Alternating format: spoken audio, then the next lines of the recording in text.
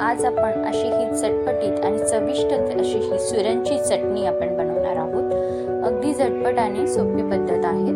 यासाठी सर्वप्रथम मी मऊ असा हा सुरण शिजवून घेतलाय। साधारणतः 8 ते 9 शिट्ट्या घेऊन छान मऊ शिजवलेला सुरण घेतलेला आहे। तिथे हा सुरण छान मॅश करून घ्यायचा, व्यवस्थित अगदी चमच्याने छान प्रेस करून घ्यायचा। त्यानंतर यावर हिरवीगार अशी कोथिंबीर घालून घ्यायची। चवीनुसार मीठ घालायचे। मीठ घालून झाल्यानंतर इथे मी आंबटपणा येण्यासाठी चटणीला इथे मी आमचूर यूज केलेला आहे। तुम्ही पाहिजे तर चटणीचा चिंचेचा कोळ किंवा मग लिंबू सुद्धा इथे पिळू शकता।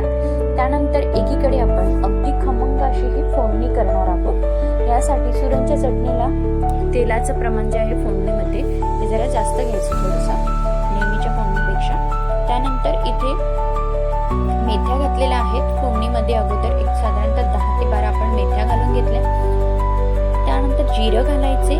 जिरं छान लाल झाल्यानंतर इथे अशी उभी चिरलेली मी हिरवीगार अशा मिरच्या घेतलेल्या आहेत। साधारणतः आपल्याला ज्या प्रमाणात तिखट हवं त्यानुसार आपण इथे हिरवी मिरची घालून घेतलेली आहे। आणि इथे एक फोडणीमध्ये तमालपत्र घालायचे आहेत। एक वेगळा फ्लेवर येतो तमालपत्र घातल्यामुळे चटणीला। आणि भरपूर असा हिंग घालायचा, जेणेकरून आपल्याला ते पचते पण सुरणची चटणी। त्यानंतर इथे थोडीशी हळद घातली मी कलर येण्यासाठी। फोडणीमध्ये अशी खमंग असं हे फोडणी आपण रेडी करून घ्यायची। आणि जो आपण शिजवलेला सुरण आहे त्यावर ही गरम गरम अशी ही फोडणी घालून घ्यायची। अशी ही खमंग अशी फोडणी यावर ओतल्यानंतर छान हे सर्व मिश्रण मिक्स करून घ्यायचं। हे सुरणमध्ये फोडणी जी आहे ती मिक्स करून घ्यायची व्यवस्थित। मिक्स केल्यानंतर पूर्ण हे सर्व मिक्स करून घ्यायचे आपण।